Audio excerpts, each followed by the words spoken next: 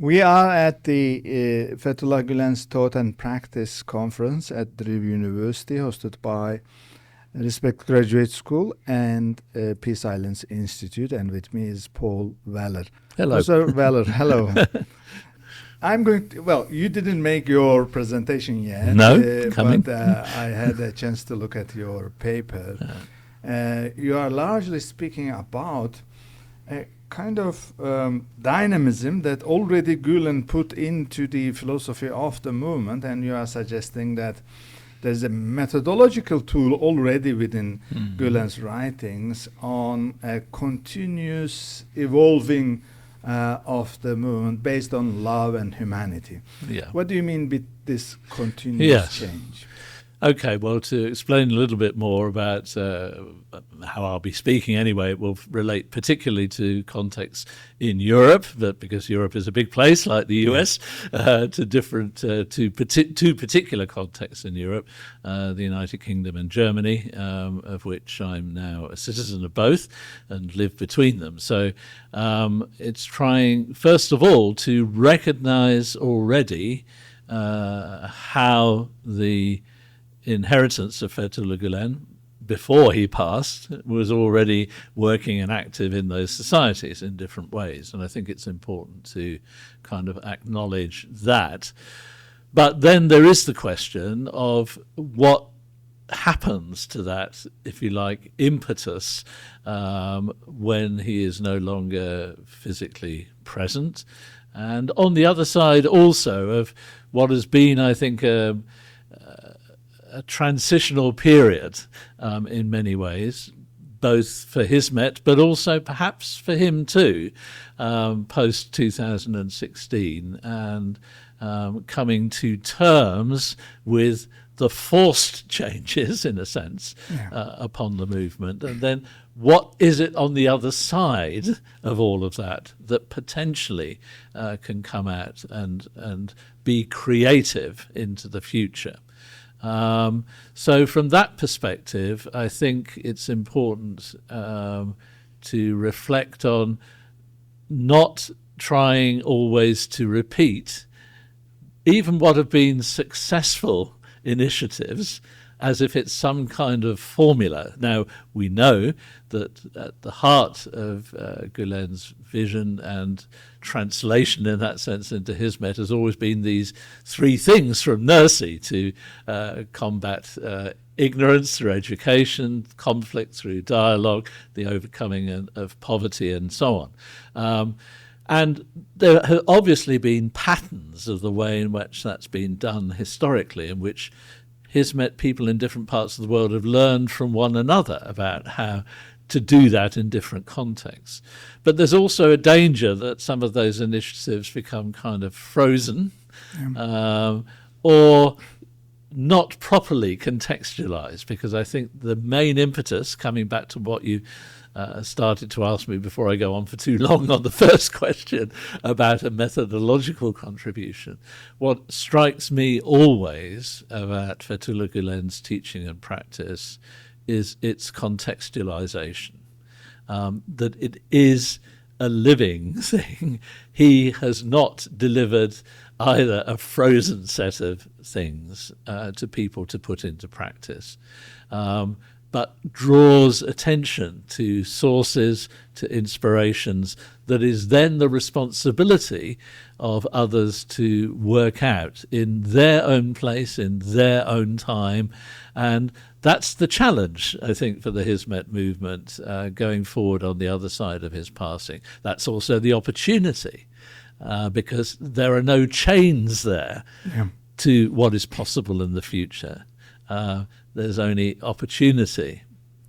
When you are speaking about, post-Gulen Hizmet challenges, you are of course speaking about the trauma of losing the founding leader, and already there is ongoing other reasons for trauma. But you are speaking about a kind of translation of the concepts, both as a duty, as a challenge for because now largely the center of the Gulen movement moved out of Turkey. Yes. But they were formulated in Turkish language. Yeah.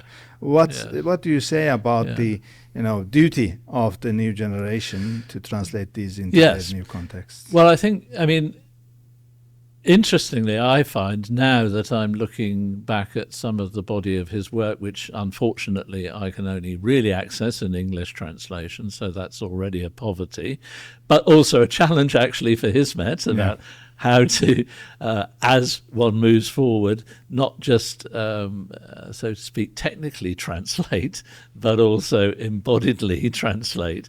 But as I look back on his writings, it strikes me that there are many things actually in the earlier parts that remain very, very pertinent, and sometimes very simple, or apparently very simple statements, which strike me as being incredibly profound and challenging. So, for example,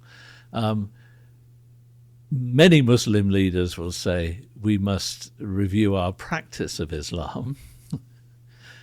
But he said we must review our understanding of Islam. Yeah. A very simple, at one level, short sentence, but very precise and very challenging. And that isn't something that's done once and for all. It's not something that he has done, and it is no longer to be done because it's already been fulfilled by his doing it. It's an invitation and a challenge to continually review our understanding of Islam for those who are Muslims. Because if that isn't done, then one loses this contextualization, this point of contact with people, with the environment, with the context in which Muslims must live and the context in which people beyond Islam live. So the reviewing of Islam, and that I think is part of an aspect that seems to me to be beginning to open up, certainly in parts of Europe, in discussions I've heard both in the UK and in Germany, where historically, of course, to some extent, public institutions created by Hizmet were not so focused on doing that. They were focused on the Hizmet service of education, dialogue, relief of poverty. But the actual working with the sources of the tradition and the reviewing of our understanding of those here and now, that's what I think Respect Graduate School is trying to do here in the USA. And in Germany, I know there's current discussions about how to bring that more forward into a contribution that Hizmet can make, building on Fethullah Gulen's methodological contribution in that sense. So it's in some senses moving into new territory, because previously this might have been done, so to speak, in contexts such as Soviets and so on, where people in themselves, in their own circles, were reviewing their understanding of Islam together with teachers and with brothers and sisters. When you say understanding of Islam, this includes, of course, understanding of Gulen's own working. Yes. It is reviewed and reworked again and again, yes? Indeed. And that, I think, is, again, an important aspect. One of the speakers in this morning's session emphasized, and I think it's entirely right, that one can see he himself changed in his interpretations, views, opinions, and conclusions, or provisional living conclusions about things. The example was given in relation to the Muslim-Jewish context, for example, where he very explicitly acknowledged that in some of his earlier writings he'd expressed things in ways that he had later come to regret and to revise. And so it requires courage, because this is not easily done, and in particular in relation when there's a closeness to what is the textual inheritance in that sense of the Quran, where the faithful Muslim will not wish to bring about change in the wrong sense of that word, But it's certainly change in understanding, reviewing our understanding.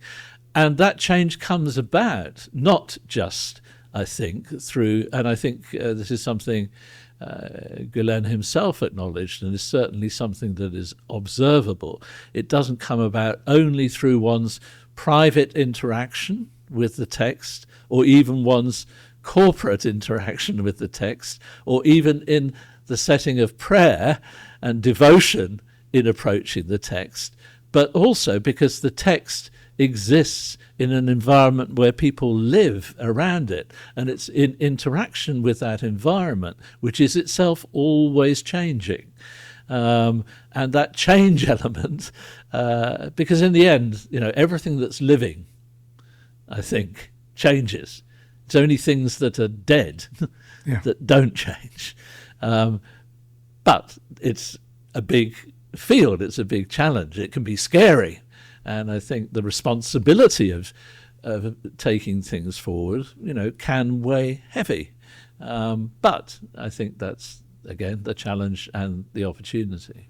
Well, when we speak about change, it's not only the change of your own self, but also you have an impact on the context. Yeah, you sure. change the context also. Sure. A particular change that is desirable actually in the context is the issue of otherification in Europe. The context that you studied, you said more often than not Muslims, even members of the Gulen movement, feel themselves as the others, but they want through dialogue, interaction and so on, turn it into an understanding of belonging into the we of Europeanness. Yes. Do you give a chance for a future? The context nowadays is not promising. No, it certainly isn't. It's very challenging. So in the United Kingdom, a couple of weekends ago, there was a major march in London, Reclaim the Kingdom. Very disturbingly for believing Christians, on that march were people who were carrying crosses and who were citing crusades and in effect invoking holy war against Muslims in the name of national identity. This, was profoundly disturbing, and leaders of major Christian churches and movements very strongly pointed out that this is completely the opposite. If, of course, for Muslims to understand what the cross might mean in a Christian context is challenging, but for Christians, actually, although it was used in a crusader context, this is the absolute opposite of really the meaning of the cross for Christians, as Christians understand that now, mostly speaking. So that was a dangerous signal, and the new British Home Secretary has talked, who herself comes from a Muslim background, Shabina Mahmood, has said she has never actually felt in recent years that there's such an amount of Islamophobia present as there is now that's been given kind of permission to develop and grow. In Germany, the far-right Alternative für Deutschland party, in the little place where I live in Germany, which is not where people would immediately think AfD support would be garnered. In the federal elections, there was 16%. Nationally, at the moment, it's 28%. And some of that movement comes out of the original movement called Pegida in the mid-2010s, which was specifically at that time anti-Islamic. It stood for Patriotic Europeans Against the Islamization of the West in German, translated into English. And there is an inheritance that goes straight through into that, which has been defined by the Office of the Constitution as a suspected extremist organization, and in some states in Germany actually as a confirmed one. And of course there are many people who vote for things like that who don't take on core ideologies but have grievance that they think will be met. But these two environments, they're disturbing. They're part of a trend that I think is across Europe and indeed across the Western world as a whole. in which difference is only to be accepted on the terms that majorities define, rather than an invitation being given to a common project in which, yes, one recognizes there are majority traditions religiously, culturally, ethnically, but there are minority traditions also, and they belong equally to a society. They're not there by grace and favour, and especially if they're citizens. And this is one of the strange things. I mean, I've recently become a German citizen. There is this thought in the German language, Heimat. It's a very difficult concept to translate directly into English, but it has this kind of sense of belonging in a particular territory, but boundaries that are also quite clear, those who belong to Heimat, those who don't. And I know that although I'm what they call in German a frisch gebackener Deutsch, freshly baked German citizen, that my acceptance, according to Heimat thinking, is much more quickly and readily there than people who came with the Turkish migrant generation to build West German society after the Second World War, and who are still not always seen as being, as the president, the former president of Germany said, very importantly, but still seen as controversially, Islam belongs to Germany. Not just Muslims, also. Islam belongs to Germany. But it remains a highly controversial statement. So the environment in this sense is problematic, and for Muslims one can understand against that kind of background, which is defining us, we, very important small words, over and against them, other. How do you respond to that? How do you react to it? And I think many Muslims do so either by withdrawing, so not by engaging, by idealizing Muslim pasts in other parts of the world rather than by looking at what can be contributed to the future, sometimes by radicalization in the sense of moving in extremist directions as distinct from being radical in how they understand and take forward their living of Islam, in the proper sense of the word, the roots and so on. So against this background, there are all kinds of reactive processes that can go on. And I think one of the great things in Fethullah Gulen's teaching and example was not to be driven by reactiveness.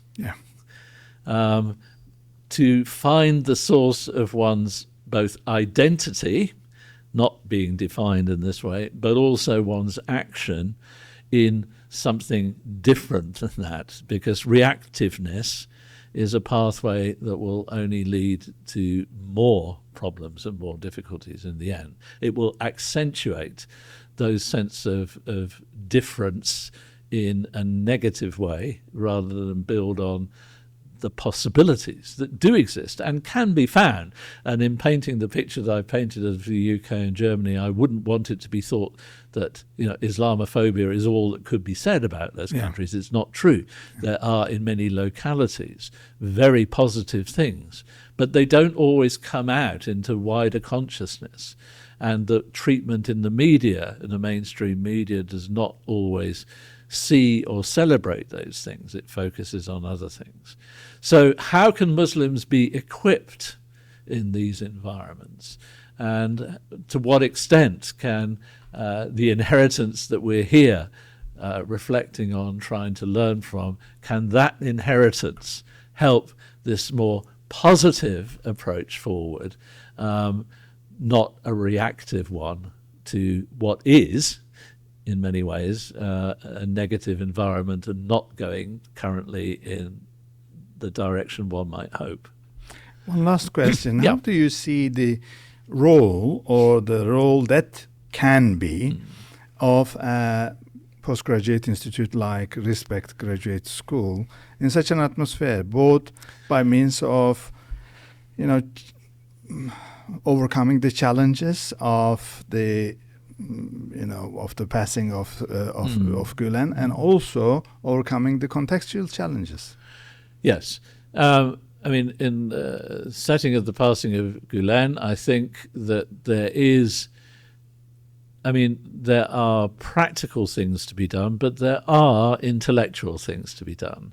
And one shouldn't underestimate the importance of the intellectual work, especially not in environments where sometimes that can be the case. Maybe in the USA that's not as much as in Germany. It's traditionally had a higher place than in the UK, where pragmatism has perhaps been seen as much more than the intellectual labour. But I think the possibility for wide circles of people to work in serious ways at an appropriate academic level on Gulen's inheritance is very important, to have that possibility, to create those spaces that do that, and to create them in such a way also that they are interacting with the wider educational environment and not being done just in a corner, so to speak. So in that sense, I think those are important things to take forward. Now I've forgotten what I was going to say. The contextual challenges, yes. With the contextual challenge, I've now also forgotten what I was going to say. Where were we just before we are that? speaking about Respect Graduate School or any postgraduate institute. The role that they can play in overcoming the challenges. You spoke about the challenges within the movement. But also there are challenges without the movement, the overall challenges of the world. And to translate the formulas of the movement, usually formulated for dominantly Turkish and Muslim context, to the universal context is an issue. Thank you.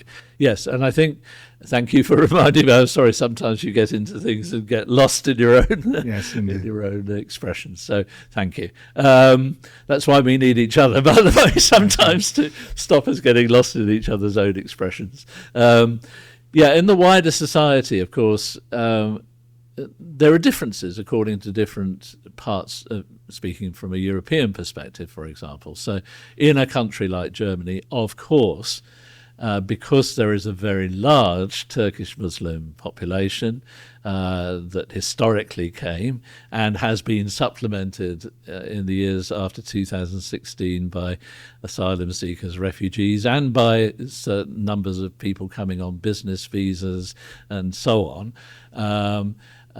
It's a very different environment and set of things to work with than, say, Hizmet in Spain, which doesn't have this predominance of a Turkish cultural inheritance.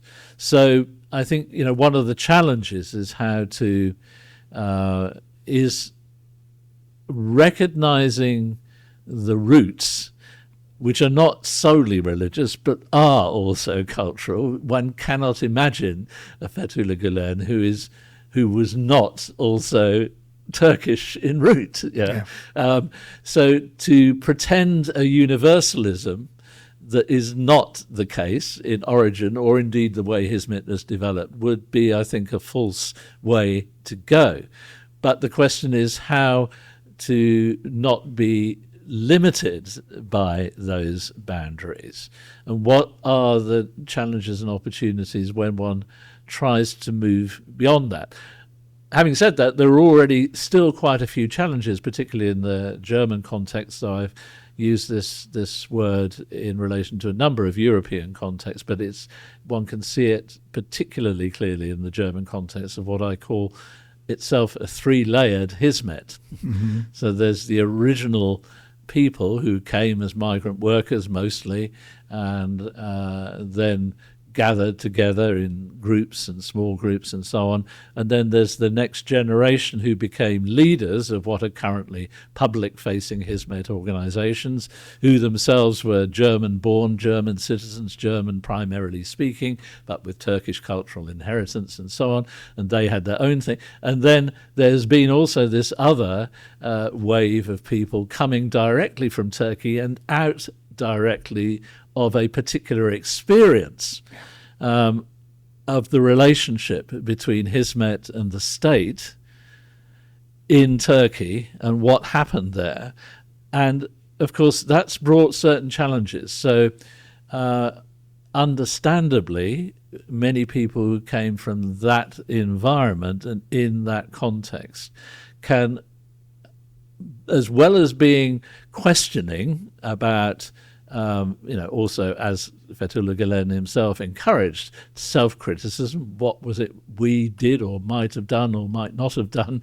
But the fact is, a number of people, I think, in the German context show a reluctance to engage with the wider, at least governmental structures that are offered in German society. So the whole thing in the German context, very often post-war, is that it's been built in such a way that there are opportunities for religious-based groups to engage with the arms of the state, not in a way that they're taking over the arms of the state, but that's how things work generally in society.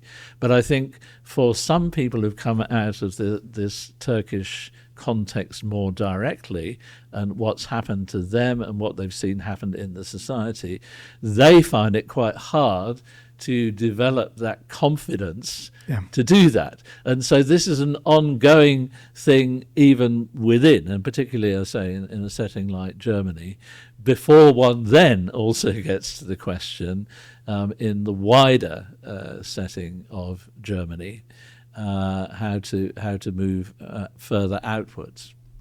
One last question, maybe. You have been observing the movement for the last 1 year. We are almost on the anniversary of the passing of Gulen. How do you see the people, the grassroots, coping with the lacking of the leader? Yes, it's an interesting question. And, when I did the research for my 2 books between 2017 and 21, at that time I was asking the question, what, when? And now it's then, not when. And